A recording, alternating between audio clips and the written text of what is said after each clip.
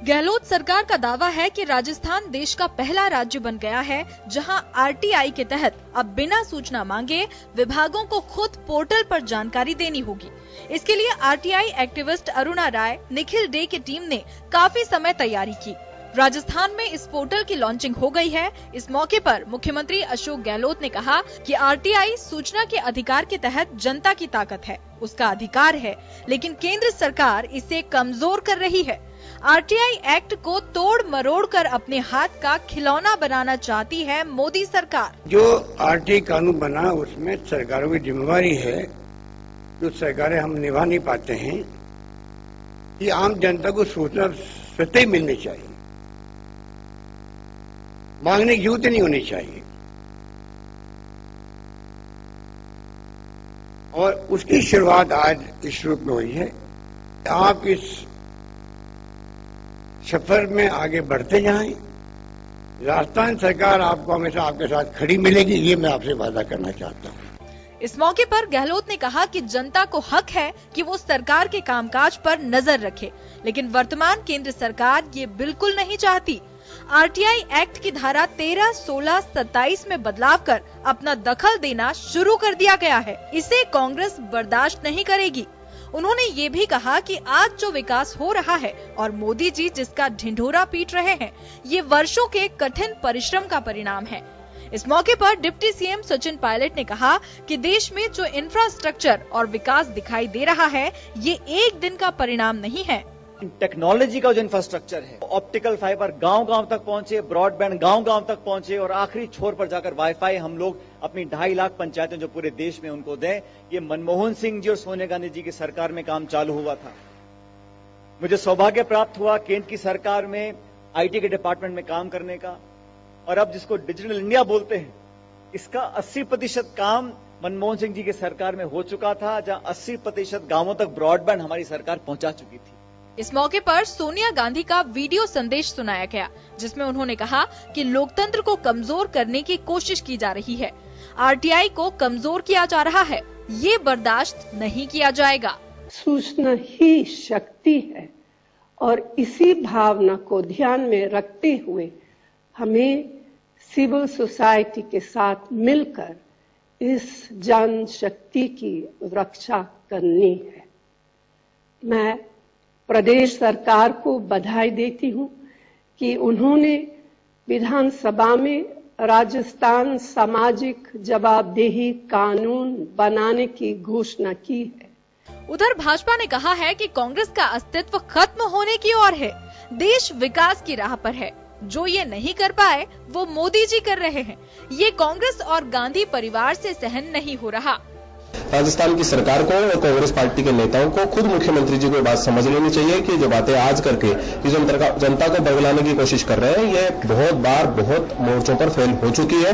कोई नया प्रयोग करें और नया प्रयोग करके अपनी जो चीजें हैं उसको लोगों के बीच में डिलीवर करें और लोगों का विश्वास जीते, तब तो इनकी आगे कुछ चल सकता है। लेकिन अगर इन पुराने बातों को लेकर जिनके ऊपर लोगों ने खारिज कर दिया है, उन बातों को लेकर आज भी चलेंगे तो न लोग इन पर विश्वास करेंगे और न ये खुद अपने मुद्दों पर खड़ा उतर पाएंगे। राजस्थान में इस पोर्टल की लॉन्चिंग के बाद कांग्रेस दावा कर सकती है कि आरटीआई को मजबूत कर कांग्रेस अपने मंसूबे जाहिर कर रही है, लेकिन केंद्र इसको कमजोर करने का प्रयास कर रहा है।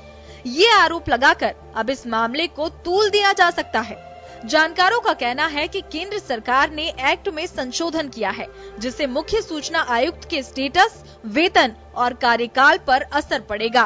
ब्यूरो रिपोर्ट, जन टीवी न्यूज। नमस्कार, जन टीवी में स्वागत है आपका। मैं हूं योगेंद्र, आप देख रहे हैं खास खबर। आपने देखा मजमून आज के हमारे एजेंडे का। आरटीआई को लेकर एक बार फिर राज्य सरकार ने कहा है कि हम जवाबदेही से बचते नहीं है, लेकिन केंद्र सरकार इसे कमजोर करने की कोशिश कर रही है। क्या वाकई कमजोर किया जा रहा है? सवाल यह है। हमारे साथ इस मुद्दे पर चर्चा करने के लिए मुकेश कुमार, जो आरटीआई एक्टिविस्ट हैं और लंबे समय से अरुणा जी के साथ और निखिल डे के साथ में जुड़े हुए हैं। राजेंद्र जी हमारे साथ समीक्षक के रूप में हैं। वीरेंद्र शर्मा साहब भाजपा नेता हमारे साथ हैं। श्याम सुंदर शर्मा साहब हमारे साथ जुड़ रहे हैं, जो वरिष्ठ पत्रकार है। सभी का स्वागत है। मुकेश जी, सबसे पहले मैं आपके पास आना चाहूंगा। कांग्रेस ने एक बात कही है पोर्टल के जरिए कि केंद्र सरकार आरटीआई एक्ट को ही कमजोर करना चाहती है। चलिए, तो ठीक है कि आपने जन सूचना पोर्टल को लॉन्च कर दिया और 23 योजनाओं की जानकारी देंगे, कई विभागों को जोड़ दिया। अच्छी बात है कि बिना आरटीआई के सूचनाएं मिलती रहेंगी। ये आपका एजेंडा हुआ, यानी कि राज्य सरकार का। पर केंद्र सरकार पे निशाना साधा इस मौके पे मुख्यमंत्री अशोक गहलोत ने, सचिन पायलट ने, कि केंद्र ने आरटीआई को कमजोर करने का प्रयास शुरू कर दिया। ऐसा क्यों लग रहा है? कहीं ऐसी स्थितियां दिख रही हैं आपको? बेसिकली ये है कि जो अभी जो सत्र निकला है लोकसभा का और संसद के दोनों सदनों का, उसमें जो आरटीआई कानून है उसकी 3 धाराएं बदली गई। एक तो धारा 13, धारा 16 और धारा 27। धारा 13 और 16 में दोनों में ही केंद्रीय सूचना आयुक्त और राज्य सूचना आयुक्त के कार्यकाल, उनके और वेतन भत्ते क्या होंगे, ये सब निर्धारित था। तो उसमें पहले से ये था कि हर सूचना आयुक्त का कार्यकाल 5 साल होगा। अभी केंद्र सरकार ने बदल के ये कर दिया कि जो केंद्र सरकार तय करेगी वो होगा। वो राज्यों के आयुक्त होंगे, उनके लिए भी केंद्र सरकार ने ये तय कर दिया कि केंद्र सरकार तय करेगी। इसी तरीके से उनका एक स्टेटस था कि जो केंद्रीय मुख्य सूचना आयुक्त हैं उनका दर्जा होगा जो मुख्य चुनाव आयुक्त हैं उसी तरीके का, क्योंकि ये लोगों की मेहनत से और लोकतंत्र में एक बड़ी पहल हुई थी। अंग्रेजों का जो ऑफिशियल सीक्रेट एक्ट 1923 था, उसके बाद में 2005 में आके एक ऐसा कानून भारत में बना जो कि लोगों को और लोगों की भागीदारी लोकतंत्र में बढ़ाता है कि हमारे सरकार में क्या हो रहा है। वो चाहे किसी भी दल की सरकार हो, लेकिन ये जो सरकारी अधिकारी, कर्मचारी और नेता मिलके क्या निर्णय ले रहे हैं उनका पता चल सके। लेकिन अभी ये जो बदलाव किया है उसकी वजह से वेतन भत्ते और उनका कार्यकाल एक तरीके से केंद्र सरकार ने अपने हाथ में ले लिया है और इसके बारे में नियम बनाने की जो शक्ति है धारा 27 में है कि कार्यकाल कितने टाइम का होगा वो भी केंद्र सरकार तय करेगी। वो अभी तक तो 5 साल फिक्स था दोनों ही जगह पे, राज्य और केंद्र में, लेकिन अब केंद्र सरकार की जो मर्जी आएगी वो 1 साल चाहेगी 1 साल, 6 महीने चाहेगी 6 साल, 5 साल चाहेगी 5 साल होगा। उसी तरीके से उनके वेतन और भत्ते पहले से तय थे एक तरीके से, और उनको भी केंद्र सरकार ने कहा है धारा 13 और 16 में ही कि केंद्र सरकार तय करेगी। तो एक तरीके से ये आरटीआई कानून को और लोकतंत्र में, क्योंकि वैसे ही सूचनाएं नहीं मिल रही, सूचना का अधिकार कानून आने के बाद नागरिक इसके लिए संघर्ष कर रहे हैं और पत्रकार भी संघर्ष कर रहे हैं, क्योंकि सूचना आज के जमाने में शक्ति है और उस शक्ति का एक तरीके से 6 महीने लगते हैं, 5 महीने लगते हैं। तो वो जो आयुक्त है, वो जो कमिश्नर है, वो स्वतंत्र रूप से काम कर सके, उसके लिए ये जरूरी है कि उसका कार्यकाल निश्चित हो, उसके वेतन भत्ते निश्चित हो।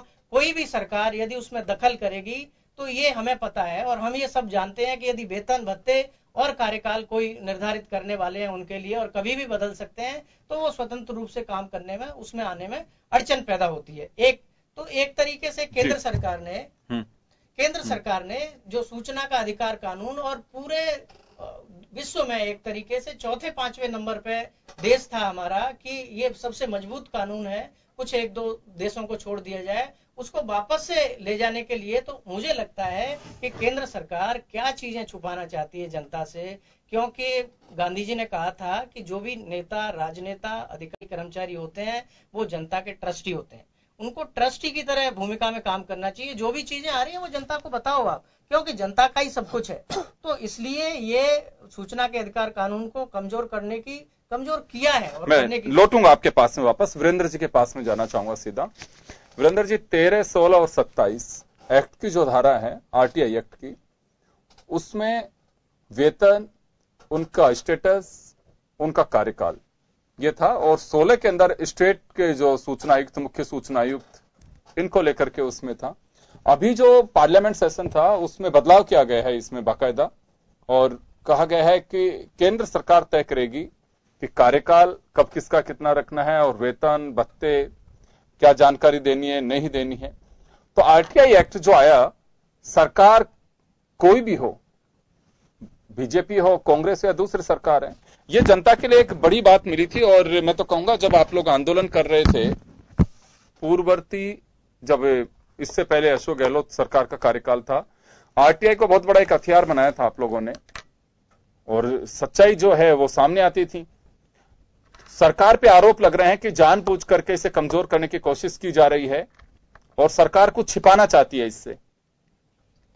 जी देखिए, सर्वप्रथम जो आरटीआई एक्टिविस्ट हमारे साथ बैठे उन्होंने खुद ने ही स्वीकार किया कि इस कानून के आने के बाद भी आरटीआई एक्टिविस्टों को या मीडिया को संघर्ष करना पड़ता है सूचना प्राप्त करने के लिए।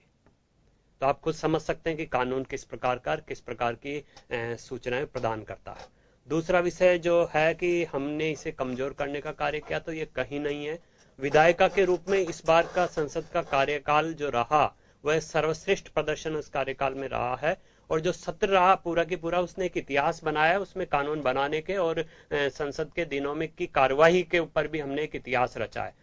रही बात आरटीआई में संशोधन, कुछ कानूनों में संशोधन की, तो सिर्फ वेतन भत्तों और कुछ में कार्यकाल को लेकर संशोधन किया गया, तो निसंदेह रूप से उसे भी सहज, सरल और एक प्रभावी बनाने का कार्य किया गया, जो आगामी आने वाले समय में आपको भी लगेगा कि वास्तव में जो परिवर्तन किया गया था उससे इस आरटीआई कानून को लाभ ही मिला है।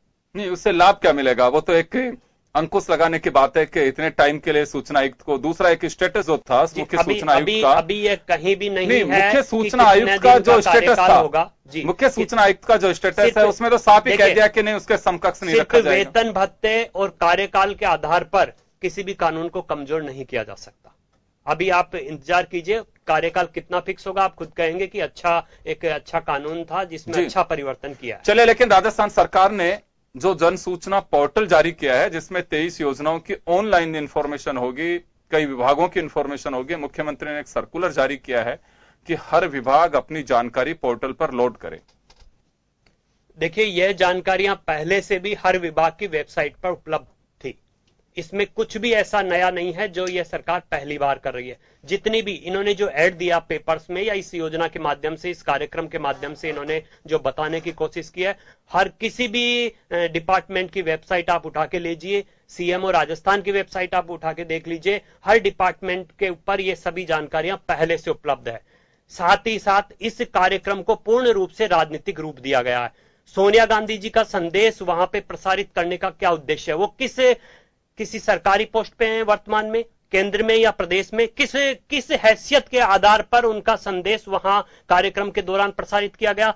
सेकंड बात, इस कार्यक्रम को परिवार को खुश करने के लिए इन्होंने कार्यक्रम आयोजित किया गया, जिस प्रकार से इस कार्यक्रम को नाम दिया गया राजीव, एंड उसके साथ ही राजीव गांधी जी की 75वीं जयंती के रूप में इन्होंने इस कार्यक्रम को भी एक सहयोग प्रदान किया है। मैं समझता हूं कि जिस प्रकार की विफलताएं प्रदेश सरकार की सामने आ रही है, चाहे उनके नेतृत्व के समक्ष हो या जनता के समक्ष हो, उन विफलताओं को छिपाने के लिए इस प्रकार का यह कार्यक्रम इन्होंने आयोजित किया है, और इसकी सफलताएं तो पहले से ही सुनिश्चित थी, क्योंकि यह सब सूचनाएं पहले से ही हर विभाग की वेबसाइट्स पे उपलब्ध है। तो मैं नहीं समझता कि कोई एक क्रांतिकारी कार्य आज के इस कार्यक्रम के माध्यम से हुआ, यह सिर्फ और सिर्फ एक राजनीतिक एजेंडा है। राजेंद्र जी, आपके पास में आना चाहूंगा, आप किस तरह से देखते हैं ओवरऑल जो बातें सामने आ रही हैं कार्यक्रम में सरकार का दावा है कि 23 योजनाओं की इंफॉर्मेशन हम बिल्कुल उपलब्ध कराएंगे, कई विभागों की जानकारियां इसमें रहेंगी, किस तरह से देखते हैं अभी क्या पोजीशन, अगर सूचना की बात करें, आप तो गवर्नमेंट में रहे में। जी देखिए योगेंद्र जी, किसी भी अच्छी चीज होती है उसको राजनीतिक रंग नहीं दिया जाना चाहिए, एक मेरा मानना है, चाहे वो बीजेपी गवर्नमेंट करे, चाहे कांग्रेस गवर्नमेंट करे, चाहे वो कोई दूसरे दल के करे, क्योंकि सत्तारूढ़ पार्टी निश्चित रूप से कोई भी जब घोषणा करती है तो उसका अपना एक एजेंडा होता है। तो देखिए, अलग अलग वेबसाइट पे अलग अलग सूचनाएं हैं, कितनी सूचनाएं हैं ये हमको देखने के अंदर, आम आदमी को देखने में कितनी परेशानी होगी, कितनी क्या है, इसलिए इसको इस पॉजिटिव ढंग से देखना चाहिए कि देखिए एक ही जगह पे, एक ही आप पोर्टल खोलोगे तो आपको 12 डिपार्टमेंट की 23 तरह की सूचनाएं एक ही जगह पे मिल जाएगी। अदरवाइज क्या है कि मैं कभी कोऑपरेटिव खोलूंगा, कभी सोशल वेलफेयर खोलूंगा, कभी नरेगा खोलूंगा, कभी किसी खोलूंगा, और नेट की जो सारी पोजीशन है उनको देख करके फिर हम किस तरह से सूचनाएं प्राप्त कर पाएंगे, वो चीज। तो एक सरकार ने जो अच्छी पहल की है उसकी निश्चित रूप से सराहना की जानी चाहिए, मेरा मानना है बिल्कुल, क्योंकि देखिए अच्छी चीज कोई भी गवर्नमेंट करे, अच्छी चीज को अच्छा ही मानना चाहिए, और ये एक पारदर्शी व्यवस्था है, क्योंकि नेट के ऊपर आपको, आप दुनिया के अंदर किसी भी कोने के अंदर कहीं भी बैठे हो, आप अपना इंटरनेट एंड्रॉइड फोन पे चलाओ, चाहे आप डेस्कटॉप पे चलाओ या लैपटॉप पे चलाओ, कहीं भी है, किसी माध्यम से आप उसको खोल करके एक जानकारी कहीं भी किसी भी कोने में बैठ कर प्राप्त कर सकते हो। तो एक अच्छी पहल है, मैं कह रहा हूँ। बल्कि मैं तो ये कहूंगा कि सरकार को बाकी जो डिपार्टमेंट छूट गए, जिनकी जनता से सीधी भागीदारी है, सीधे जुड़ाव है, उन डिपार्टमेंट को भी धीरे धीरे से जोड़ने की कोशिश करनी चाहिए। इसलिए एक बार अपनी पूरी करिए बात। तो ये चीज बहुत जरूरी है। दूसरी चीज क्या है कि आप देखिए कि अब जब लोकतंत्र की स्थिति आ गई, इंटरनेट का जमाना आ गया, सारी दुनिया सिमट करके एक लैपटॉप के अंदर समाहित हो गई, आपके मोबाइल फोन पे समाहित हो गई। उस स्थिति के अंदर जितनी चीजें जितनी पारदर्शी तरीके से हो, सरलीकृत व्यवस्था हो, वो चीजें ज्यादा समाज के लिए, लोकतंत्र के लिए, आम आदमी के लिए उपयोगी हो सकती है। उस दिशा में मैं निश्चित रूप से इसको बढ़ा हुआ कदम मानूंगा, क्योंकि आपको ध्यान होगा पुराने जब अशोक गहलोत जी गवर्नमेंट थी, उस टाइम पे वो नागरिक अधिकार पत्र लेकर के आए थे, और नागरिक अधिकार पत्र ने भी अपने जो समय सीमा के अंदर जो काम करने वाली बात और सूचना के अधिकार वाली जो बात की उन्होंने समय सीमा में, उसका काफी कुछ बेनिफिट मिला है। ठीक समय के साथ कोई चीजें कम हो जाती, कम महत्व की हो जाती है, फिर धीरे धीरे तो ये उसका एक सशक्तिकरण का जो है सूचना के अधिकार का उस दिशा के अंदर बढ़ता हुआ कदम है, और इसकी निश्चित रूप से सराहना की जानी चाहिए। जी मुकेश जी, आप कुछ कह रहे हैं? जी, मैं ये कहना चाहता हूँ कि इसको बेसिकली राजनीति से ऊपर उठ के हमें देखना चाहिए। मैं आपकी बात से पूरी तरह सहमत हूँ। ये जो सूचना का अधिकार की धारा 4(2) ख है, वो ये कहती है कि सरकार को ऐसे उपाय करने चाहिए इंटरनेट या दूसरे माध्यमों से, जिससे नागरिकों को आवेदन एप्लीकेशन लगाने की जरूरत ही नहीं पड़े। और जो वीरेंद्र जी कह रहे थे, मैं उसमें ये जोड़ना चाहता हूं कि सूचनाएं पोर्टल पे हैं, 1, 2, 3 पोर्टल को छोड़ दें तो बाकी सब पासवर्ड प्रोटेक्ट हैं, वो एडमिन लॉगिन से ही देख सकते हैं। इस पे कोई एडमिन लॉगिन नहीं है, कोई भी व्यक्ति इस पे जाके सारी सूचनाएं देख सकता है। और देखने के बाद में ये आज अभी तो 12 विभागों की 23 तरह की सेवाओं की सूचना है इसके ऊपर, लेकिन हम तो इसका निरंतर पीछा करेंगे कि सारे विभागों की सारी सूचनाएं इसके ऊपर आए, और वो व्यक्ति को, क्योंकि आज हर व्यक्ति डिजिटल माध्यम का उपयोग कर रहा है, ऐसा नहीं है, चाहे गांव हो, मैं गांव में भी काम करता हूं, जाता हूं, तो ये एक सराहनीय कदम तो है। और इसके साथ साथ जिस तरीके की सूचनाएं इस पोर्टल पे आई हैं, और जो हम एकदम से गांव में जाके, बाढ़ में जाके, एक जिले में जाके, उसके पंचायत समितियों में जाके यदि हम इसको पूरा देखेंगे, ढंग से इसका अध्ययन करेंगे, तो मुझे लगता है कि ये एक तरीके से राजनीति, चाहे वो बीजेपी हो, कांग्रेस हो, उन पार्टियों को हम छोड़ दें, आम नागरिक की हैसियत से, राजस्थान की जनता की हैसियत से देखें, तो राजस्थान की जनता एक तरीके से राजस्थान के लिए एक बड़ा कदम है। क्योंकि आज सारी सूचनाएं एक तरीके से छुपाने का दौर वापस से शुरू हो रहा है कि नहीं, ये निर्णय हो गया तो नागरिकों को नहीं बताएंगे। हम हमारे घर में भी तो बताते हैं, ऐसे ही राजस्थान या देश के नागरिक सरकारों के लिए तो घर के नागरिक ही हैं, तो क्यों ये सारी चीजें हैं। तो इसलिए एक अच्छा कदम है। ठीक है, ये नहीं डालेंगे बाकी चीजें, तो उसके लिए हमें लड़ना चाहिए, आंदोलन करना चाहिए, उनको वापस कहना चाहिए कि जितने भी विभाग हैं उनकी सारी सूचनाएं आनी चाहिए, और क्यों छुपा होना चाहिए कुछ भी। जी वीरेंद्र जी, कुछ कह रहे हैं आप? पहली बात तो मैं, जो हमारे साथ आरटीआई एक्टिविस्ट बैठे हुए हैं, ये कह रहे हैं कि पूरी सूचनाएं होनी चाहिए और ये पोर्टल पे होनी चाहिए। आप ये पोर्टल आज शुरुआत, किसी भी दिन का जब शुरुआत होता तो ये माना जाता है कि बहुत अच्छा होगा। शुरुआत के दिन ही आप इसकी वेबसाइट अगर देखेंगे तो आपको पता चल जाएगा कि आगे भविष्य किस प्रकार का नजर आने वाला है।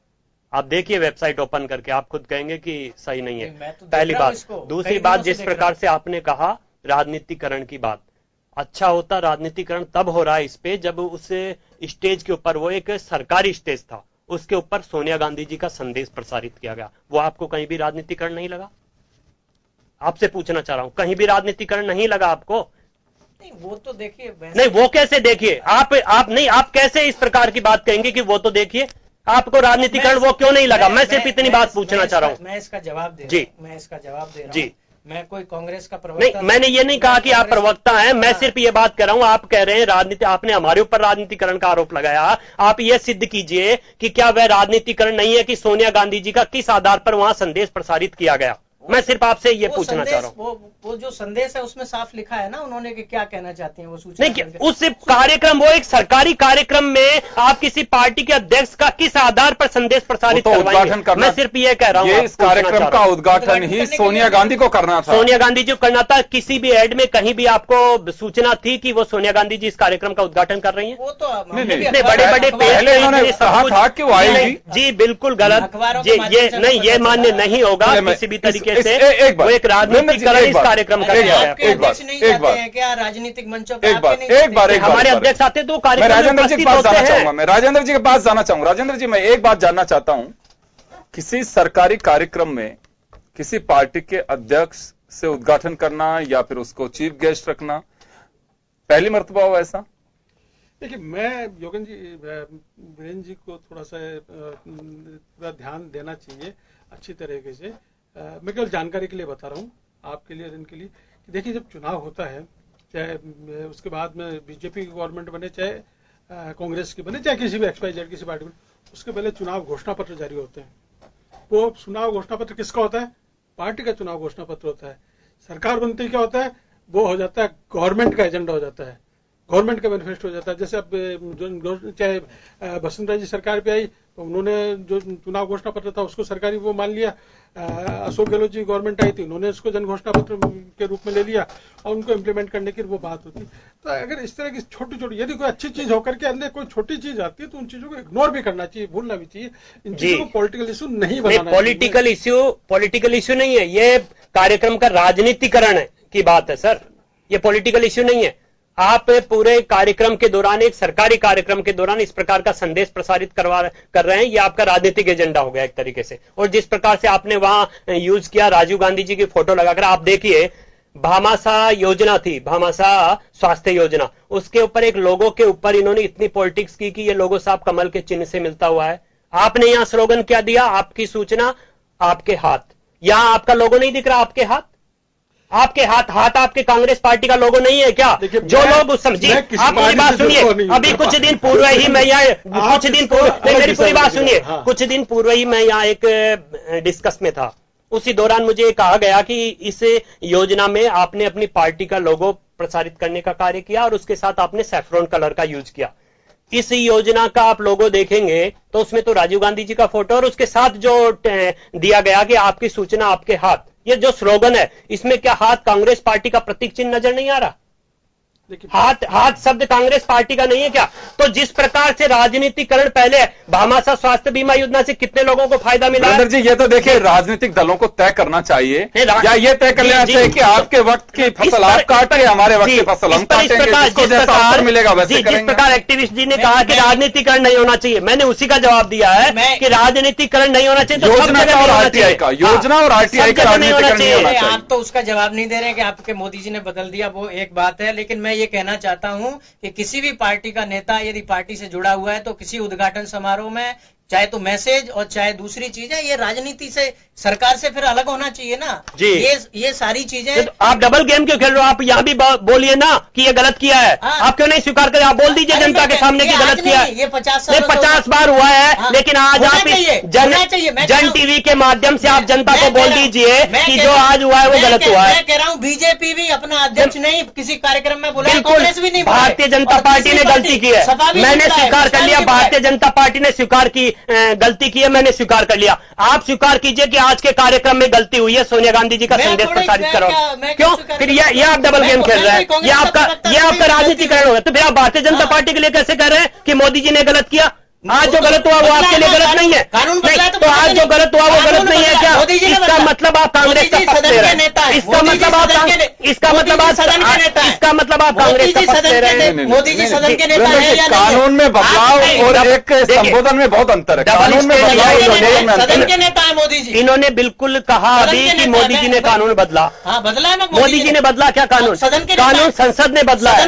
कानून संसद ने बदला है। कानून संसद ने बदला है, पारित हुआ है, वो हमारे प्रधानमंत्री संसद से पारित होकर कानून बना है। वीरेंद्र जी एक बात बताइए, बदला बात सही है, लेकिन किसके उस पर एजेंडा कौन लेके आते? सरकार लेके आती है। सरकार एजेंडा लेके आई, विधायिका ने उससे कानून का निर्माण नहीं कर सकते कि मोदी जी ने कानून बदला है। सरकार ये नहीं कर सकते कि सरकार ने बदला। प्रमुख प्रधानमंत्री होता है, प्रधानमंत्री होता है। सरकार ने बदला, सरकार के एजेंडे में बनाया ना। हाँ, संसद ने कानून संसद ने बनाया। ठीक है, तो आप उसका राजनीतिकरण कैसे कर रहे हैं? राजनीतिकरण बदला है ना, उसमें कमजोर कर दिया। आप किसी की तनख्वाह हम तय करेंगे, इसका मतलब मुट्ठी में आपको इतना वेतन और भत्तों को लेकर आपको इतना परेशानी क्यों हो रही है? परेशानी इसलिए हम देख रहे हैं ना कॉर्पोरेट सेक्टर में क्या हो रहा है। वेतन भत्ते जिसकी जेब में होते हैं, जिसके हाथ में होते हैं, लोग उसी के जाके धोख लगाते हैं। क्या स्थिति है? यानी आप अगर यहाँ भी आपके वेतन भत्ते ज्यादा होंगे तो आप आगे जाके रोक लगाएंगे? नहीं, आपने इसी आधार पे कहा। एक ब्रेक के लिए रुक रहा हूं, ब्रेक के बाद वापस लौट रहा हूं। छोटे से ब्रेक के लिए रुकेंगे, ब्रेक के बाद वापस लौटेंगे।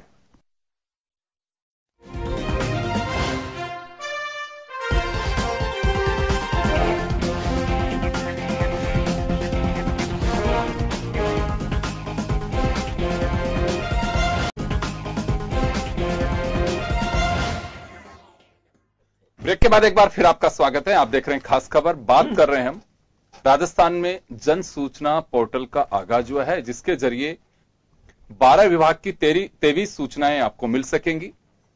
लेकिन बात आगे जो चली उसमें चला कि केंद्र सरकार पे कहा गया कि कमजोर किया जा रहा है आरटीआई कानून को, जबकि जनता का अधिकार है कि वो जानना चाहती है और जान सकती है कि उनकी सरकार कर क्या रही है।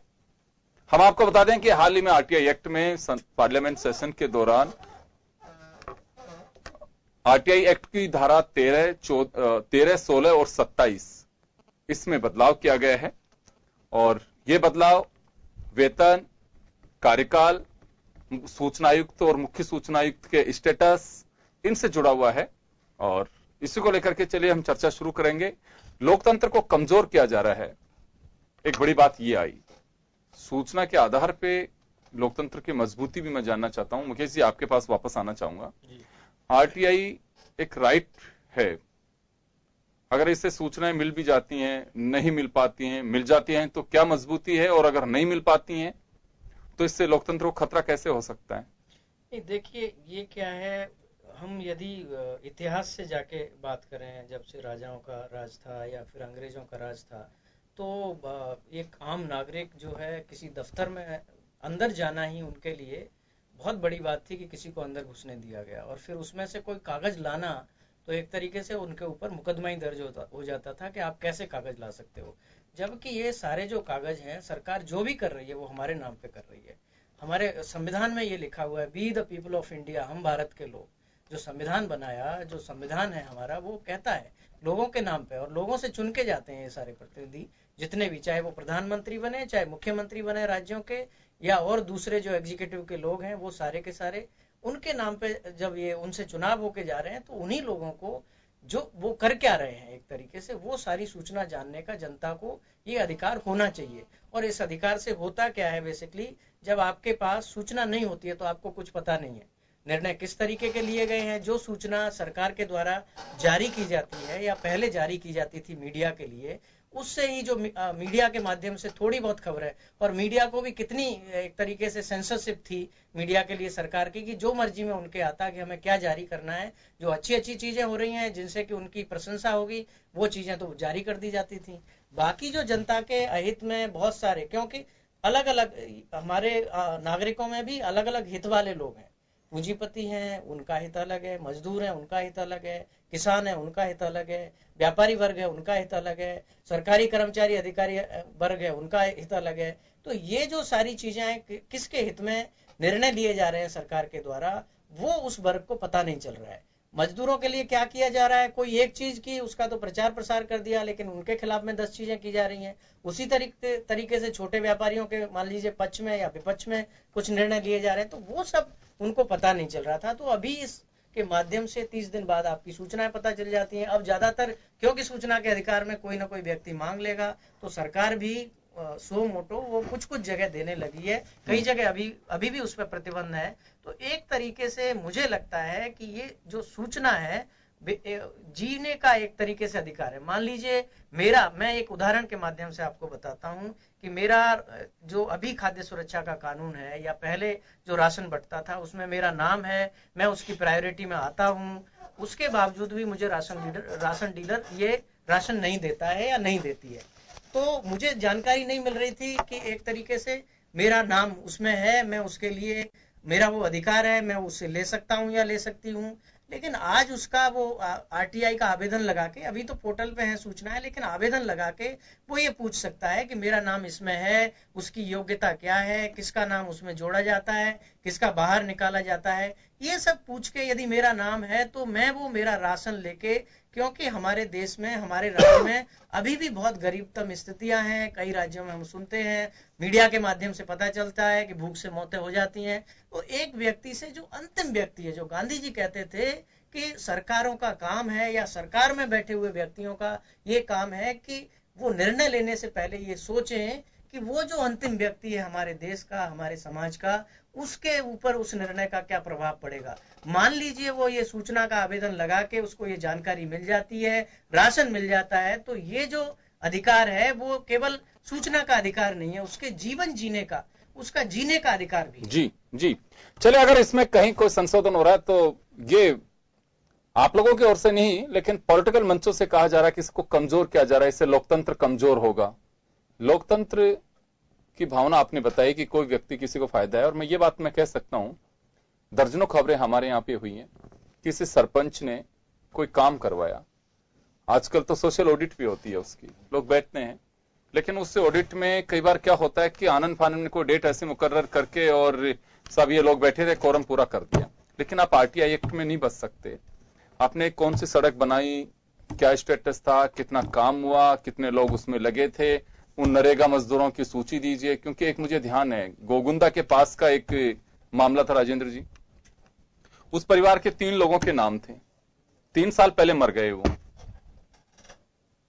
सरपंच ने उनके नाम शामिल किए, क्योंकि सरपंच लोकल सरपंच है, लोकल आदमी है, तो स्थितियों का पता होना चाहिए।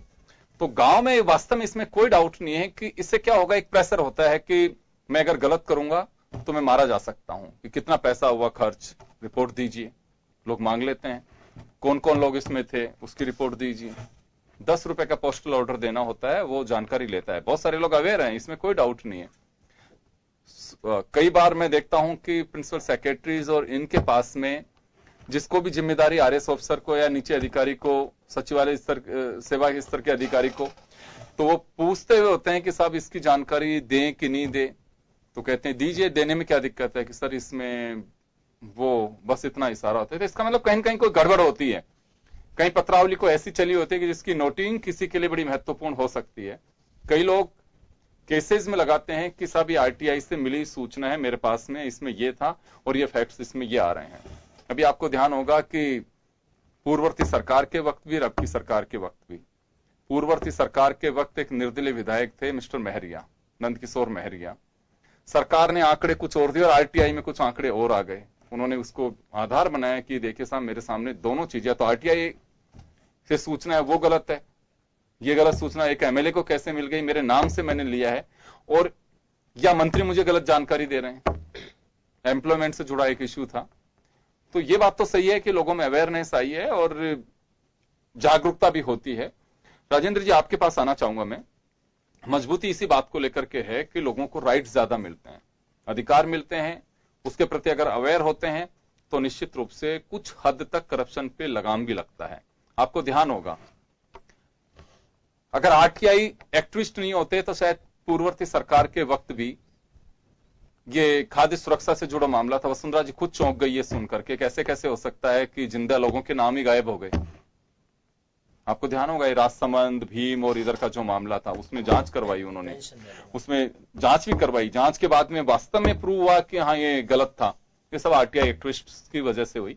तो ये तो मैं नहीं कह सकता है कि कुछ लोग इसका मिसयूज भी करते हैं, जिन पे आरोप भी लगता है कि कई ब्लैकमेल भी कर रहे हैं, लेकिन हमें उस दिशा में देखना चाहिए कि अगर कुछ लोग एक कानून की वजह से अगर करप्शन पे लगाम लगवा सकते हैं, सरकार की जवाबदेही तय कर सकते हैं, तो उसे आगे बढ़ाना चाहिए। राजनीति का अलग विषय हो सकता है, राजनीतिक के अवसर होते हैं। मैंने जैसे मेरे मजमून में भी बताया है कि हमारे यहाँ पे मुद्दे गड़े गड़े तैयार होते हैं, एक अवसर का इंतजार होता है बस। तो आपको लगता है कि आरटीआई की वजह से कुछ हद तक नोटिंग जो आदमी कर रहा है वो सोच समझ के करता है कि मुझे क्या लिखना, कल को कोई इसको ले भी सकता है, कुछ असर पड़ा है?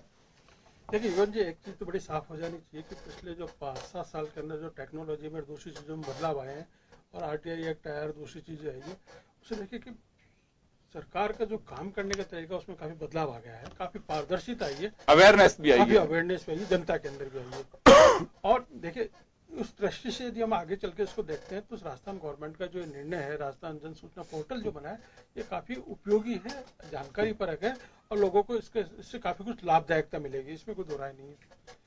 सवाल जहां तक आरटीआई एक्ट की तरफ आपने भी पहले ध्यान दिलाया, मैं भी उसी चीज की तरफ एक जरूर कहना चाहूंगा कि देखिए जैसा अभी वीरेंद्र जी भी कह रहे थे और भी कह रहे थे, देखिए दो पक्ष को आपको लेकर के चलना ही चलना पड़ेगा। कुछ लोग हैं जो हर चीज के अंदर कोई ना कोई चीज निकाल लेते हैं। इस आरटीआई एक्ट का दुरुपयोग भी हमारे सामने मौजूद है। लोग इसका काफी ब्लैकमेल करने के लिए दूसरी चीजों के अंदर काफी उपयोग किया गया है और एक एप्लीकेशन लगा करके दूसरे आदमी को दबाव डाल करके उससे कुछ न कुछ मिसयूज करके उससे कुछ न कुछ अपेक्षा रख करके अपना वो किया, और इस तरह के काफी लोग आपको देखने को मिल जाएंगे। पर इसका जो उज्जवल पक्ष है, जो अच्छा पक्ष है, वो देखना चाहिए कि लोगों को जानकारी मिल रही है, कोई गलत चीज हो रही है तो उस पर रोक लगी है।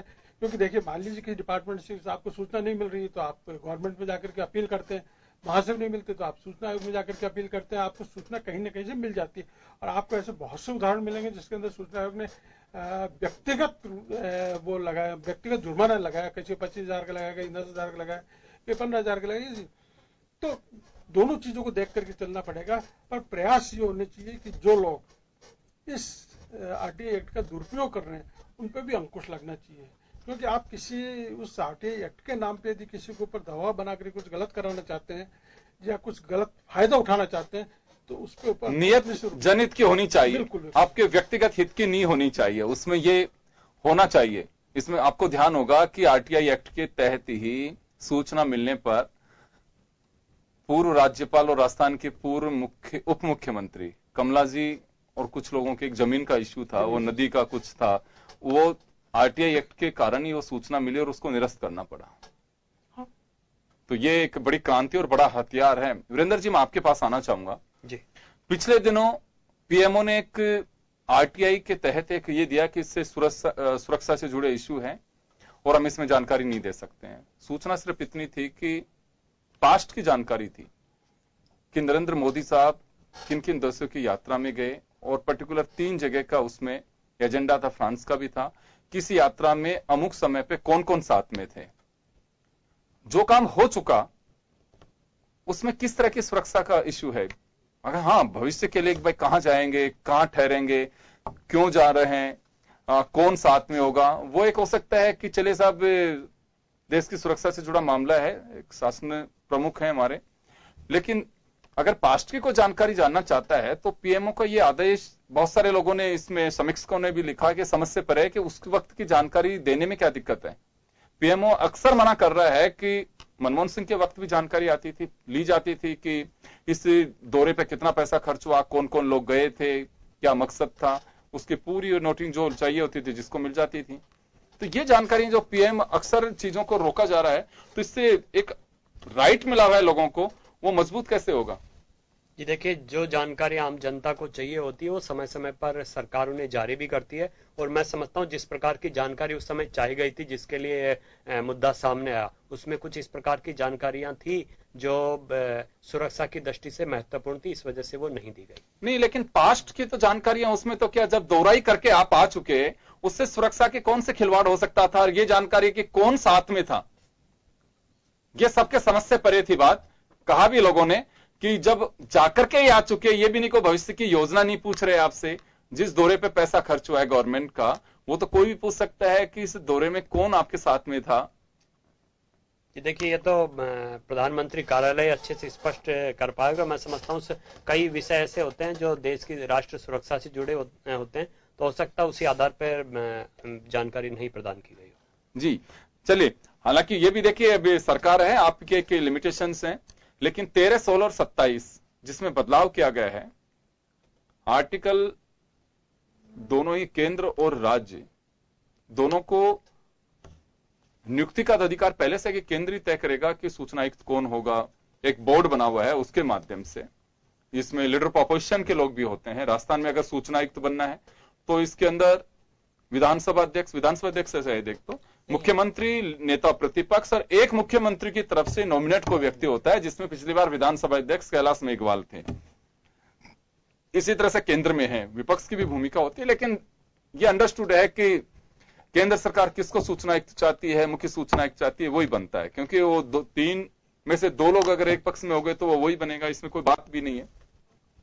लेकिन जो कटौतियां की जा रही हैं कि मुख्य सूचना आयुक्त का स्टेटस चुनाव आयोग के उसके अकॉर्डिंग नहीं होगा, इसको खत्म कर दिया गया, और उनके कार्यकाल जो है, कार्यकाल के लिए तय पहले से है। अगर कहीं पे सूचना आयुक्त भी बेलगाम हो रहा है या अगर वो करप्ट हो रहा है तो उसको कैसे हटाया जा सकता है, ये तो आर्टिकल में ऑलरेडी है, पहले से ही है।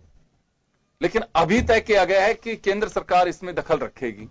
तो इससे ऐसा लगता है जो एक्टिविस्ट काम कर रहे हैं इसमें, देश में, समाज में, वो देखिए उन पे उंगली नहीं उठा सकते हम। पिछली बार सरकार को बहुत कोऑपरेट भी किया, जहां गलती थी उठाई भी। अशोक गहलोत सरकार के खिलाफ भी जो चीजें थी, अरुणा राय वगैरह ने, इन्होंने सबने धरने प्रदर्शन भी खूब किए कि इस जगह पे गवर्नमेंट गलत है, तो उन पे हम उंगली नहीं उठा सकते कि हाँ केवल बस उसी एजेंडे पे चल रहे हैं। रही बात कांग्रेस के इस मौके पर ये सब कुछ करने की कि लोकतंत्र कमजोर है, निश्चित रूप से आप लोग उसका पलटवार करेंगे, पर यहां पे जो बात कही जा रही है कि इस एक्ट में बदलाव करने का मनसा सरकार की समझ से बाहर है। जी देखिए, जब भी कानून बनता है तो उसके पीछे अनेकों विधि विशेषज्ञ भी होते हैं, एक सरकार का डिपार्टमेंट्स भी होता है, सबकी राय ली जाती है और उसके बाद में उस कानून में संशोधन होता है, नया कानून बनता है।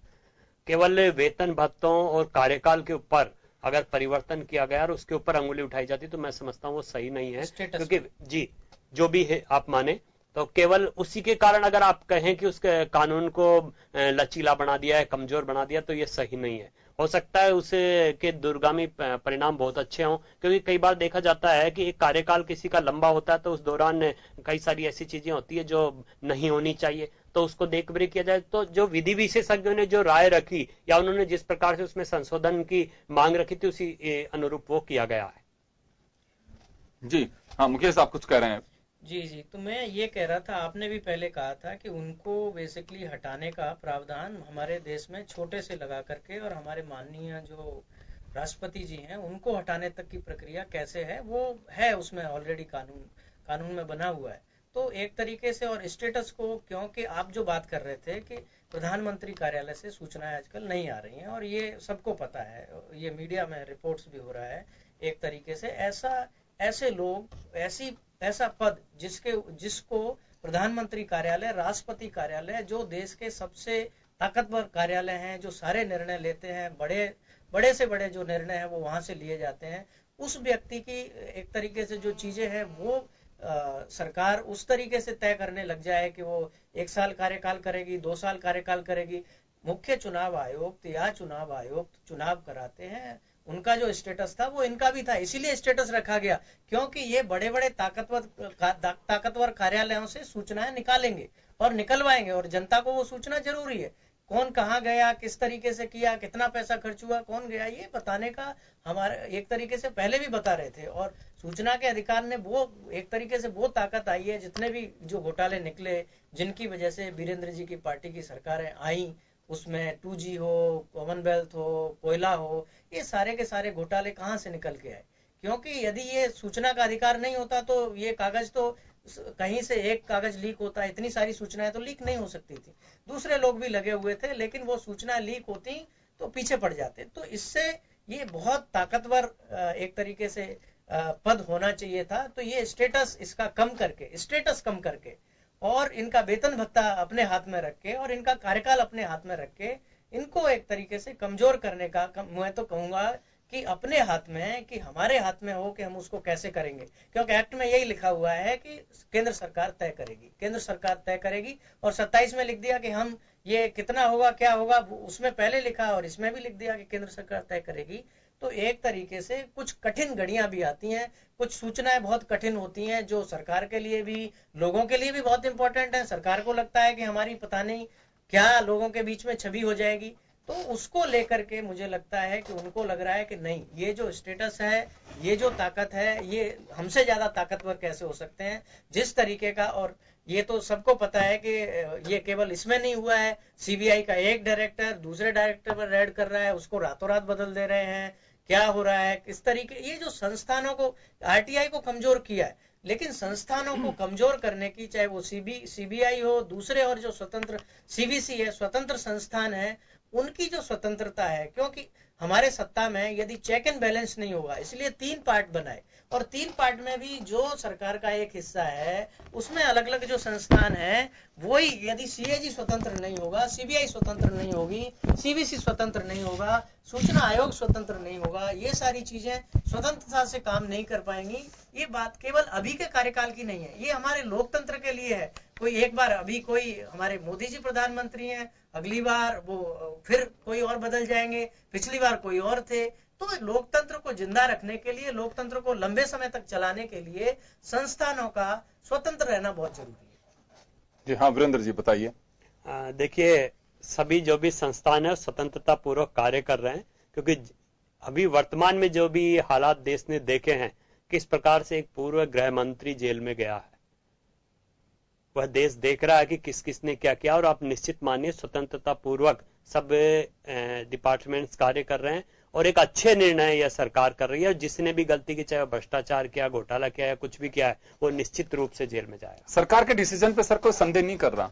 और तो बात यह है कि जब अच्छे डिसीजन हो रहे हैं तो उनको आरटीआई के दायरे से क्यों बाहर निकाला जा रहा है? सूचना जो मांगी जाती है वो क्यों नहीं दी जा रही? देखिए, मैंने पहले भी कहा, पुनः कह रहा हूं, सुरक्षा से संबंधित अगर कोई विषय होता है वो केंद्र सरकार उसे निश्चित करती है कि ये राष्ट्रीय सुरक्षा से संबंधित विषय है, तो निश्चित रूप से वह आमजन को नहीं दिया जा सकता। कोल डिपार्टमेंट, मैं एक और कोल डिपार्टमेंट से जुड़ी जानकारियां कोई चाह रहा है, कोई इस्पात से जुड़ी जानकारियां चाह रहा है, उसमें कौन सी नेशनल सिक्योरिटी? मुझे नहीं लगता इस प्रकार की कोई भी जानकारी छिपाई गई। इसके साथ मैं एक विषय और लेना चाहूंगा। गत हमारी जब सरकार थी राजस्थान में, तो हमने एक योजना लेकर आए, भामाशाह डिजिटल परिवार योजना। जिस प्रकार आज ये पोर्टल लॉन्च हुआ, तो हमारी उस योजना में हमने गरीबों तक फोन पहुंचाने का कार्य किया और उन्हें प्रति मंथ इंटरनेट सुविधा उपलब्ध कराने के लिए भी उन्हें वाउचर दिए। तो ये इस प्रकार की योजनाओं को आम जन तक पहुंचाने का कार्य तो हम पहले से कर चुके हैं कि वो आम जन उनका सही से सदुपयोग कर पाए। डिजिटल इंडिया के माध्यम से हम आम जन तक इंटरनेट की क्रांति पहुंचाने का कार्य कर रहे हैं। इंटरनेट हाईवेज अगर किसी ने बनाने का कार्य किया, वो भारतीय जनता पार्टी की सरकार ने किया।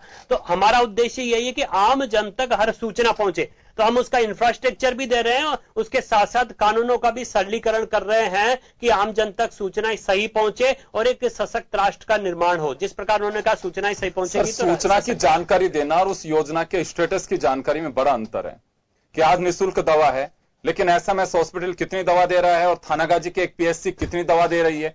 बड़ा सवाल यह है जिसकी जानकारी इस पोर्टल के माध्यम से होगी कि पैरासीटामोल इन जगह पे दी जा रही है, यहां पे आपकी जो योजना है इन राज्य जिलों में इफेक्टिव है, यहां पे रोकी गई है, तो क्यों रोकी गई है? सूचना उस तरह की जानकारी है। मैं राजेंद्र जी ने पूरा पोर्टल देखा हुआ है। राजेंद्र जी, ये सूचना क्यों दावा सरकार का ये किया जा रहा है कि ऐसा पहली बार हो रहा है, लेकिन वीरेंद्र जी कह रहे हैं ये तो पहले से ही था। देखिए योगेंद्र जी, पहली चीज तो मैं कहना चाहूंगा कि जब राजस्थान गवर्नमेंट ने राजस्थान जन सूचना पोर्टल लागू किया है, 12 डिपार्टमेंट की 23 योजनाओं को किया है, तो अब इस पे जब हम चर्चा करने के लिए बैठे हैं तो 13, 16 और 27 की चर्चा करना बेमानी है, क्योंकि वो पहले हो चुकी है, उस पर कई बार चर्चा हो चुकी, बहुत कुछ डिस्कशन हो गया, जो होना है जो हो गया उसके अंदर। मैं कह रहा हूँ कि देखिए हमारा सबका, चाहे कांग्रेस पार्टी हो, चाहे बीजेपी हो, चाहे कोई सी भी सरकार हो, उसके सामने बेनिफिशियरी जो है, लक्षित व्यक्ति है, वो है एक दूर दराज की ढाणी में बैठा हुआ आदमी है, गरीब से गरीब आदमी, समाज का तबके का सबसे कमजोर तबके का आदमी। अगर उस तक कोई सूचना या कोई जानकारी पहुंचती है, आसानी से पहुंचती है, तो हमको उसका स्वागत करना चाहिए। अब देखिए इस पोर्टल के माध्यम से शुरुआत है, 12 डिपार्टमेंट की 23 योजना है। अब सीधी आम आदमी से जुड़ी योजना है, ये नहीं है कि साहब ऐसा नहीं है कि कोई ऐसी योजना है जो सीधे आम आदमी को प्रभावित नहीं कर रही हो, चाहे राशन की सामग्री का हो, चाहे ऋण माफी का हो, चाहे ऋण वितरण का हो, चाहे स्वच्छ शौचालय का हो या दूसरी चीजों का हो, मनरेगा का हो, सीधे आम आदमी जुड़ी है। तो उस स्थिति के अंदर हमको निश्चित रूप से इसका स्वागत करना चाहिए, नंबर 1। नंबर 2 ये कि जब ये जानकारी आम आदमी तक पहुंचेगी तो निश्चित रूप से जो गांव ढाणी के अंदर या कहीं छोटे लेवल पे कहीं कुछ गड़बड़ हो रहा है उस पर अंकुश लगेगा। क्योंकि आदमी जब कोई कागज या कोई चीज लेकर के, कुछ सूचना लेकर के हम जाते हैं, तो जिस अधिकारी के पास जाते हैं, जिस कर्मचारी के पास जाएंगे, तो निश्चित रूप से उसके अंदर एक भय का वातावरण बनेगा, उसका एक डर बनेगा कि मैं गलत कर रहा हूँ, तो ये चीज आज तो मेरे को करे, मेरे से ऊपर वालों को कहेंगे, उससे ऊपर वालों को कहेंगे, तो कहीं ना कहीं तो अंकुश लगेगा। दूसरी चीज ये कि निश्चित रूप से हमको एक चीज का जरूर ध्यान रखना चाहिए, और जिस चीज पे सभी दलों को और सभी व्यक्तियों को, जो एक्टिविस्ट है और दूसरे लोग हैं, उनको ध्यान देना चाहिए, जो इन चीजों का दुरुपयोग करते हैं उन पे भी हमको कहीं ना कहीं रोक लगाने के निश्चित रूप से। सबसे बड़ी बात यह, देखिए योजनाएं जनता के लिए बनती हैं, जनता के लिए होती हैं। एक बड़ी कमजोर कड़ी हमारे यहाँ मॉनिटरिंग की है। एमएसपी आप कितना बढ़ा दी, जब खरीदी नहीं होगी तो एमएसपी किसके लिए है? आपने कह दिया कि हाउसिंग बोर्ड इतने मकान बनाएगा, लेकिन इसकी क्वालिटी पे ध्यान कौन देगा? अगर क्वालिटी नहीं है तो उसका बनाने का कोई औचित्य नहीं है। सड़कें बन जाती हैं, सड़कों में एक बारिश में गड्ढे हो जाते हैं। आप बनाइए योजनाएं, आपका इंफ्रास्ट्रक्चर सब पब्लिक के लिए, लेकिन उसकी मॉनिटरिंग की भी तो जरूरत है। जो मोटी मोटी पगार लेकर के लोग बैठे हुए हैं, जिनका काम ही क्वालिटी कंट्रोल और आपकी मॉनिटरिंग करना है, वो नहीं होती है। आज पोर्टल आपने लॉन्च कर दिया कि नरेगा में ये बेनिफिट्स हैं, आपको खाद्य सुरक्षा में ये बेनिफिट्स हैं, आपको निःशुल्क दवा योजना या दूसरी कोई भी योजना है, या किसान ऋण है, या आयुष्मान भारत योजना है कि इसकी ये योजना है और इसका ये बेनिफिट होगा। बेनिफिट तो है, कोई व्यक्ति जाता है कि मेरे तो निःशुल्क जांच करिए, निःशुल्क दवा दीजिए, मेरा तो ये है, लेकिन जिस इंश्योरेंस कंपनी के माध्यम से आप उसका भुगतान कराना चाहते हैं कि भैया घर जा, अपने पैसे ही नहीं मिल रहे मेरे को, मैं नहीं कराऊंगा। तो ये जरूरत इस बात की है कि सरकार समन्वय की भूमिका तो अदा करे, लेकिन इसकी मॉनिटरिंग बहुत जरूरत है। चलिए, समय कम है और मैं माफी चाहूंगा आप लोगों से, आगे हम सवाल नहीं ले पाएंगे। तो कुल मिलाकर के है कि सरकार ने एक नई क्रांति की पहल का दावा किया है कि ये पहला ऐसा राज्य बन गया है राजस्थान जिसमें ऑनलाइन आपको किसी सूचना की आवश्यकता नहीं है कि उसके लिए आप 10 रुपए का पोस्टल ऑर्डर भी खर्च करेंगे, आपको अपने उस पे देख सकते हैं पोर्टल पे जाकर के। अच्छी पहल है, लेकिन सियासत इस वजह से हुई कि केंद्र सरकार पे आरोप लगा कि कमजोर करने की कोशिश की जा रही है, लिहाजा भाजपा चुप कैसे रहती, यही बड़ी वजह रही। जो राजेंद्र जी जानना चाहते कि अवसर पे इस तरह की चर्चा नहीं होनी चाहिए, जब निकलते हैं तो सामने वाले को चुप नहीं बैठता है। यही कारण है कि हम हर अवसर को राजनीतिक रंग में बुनाने की कोशिश करते हैं, चाहे विरोध हो चाहे पक्ष की बात हो। बहुत बहुत शुक्रिया आप सभी का। खास खबर में इतना ही, दीजिए इजाजत, नमस्कार।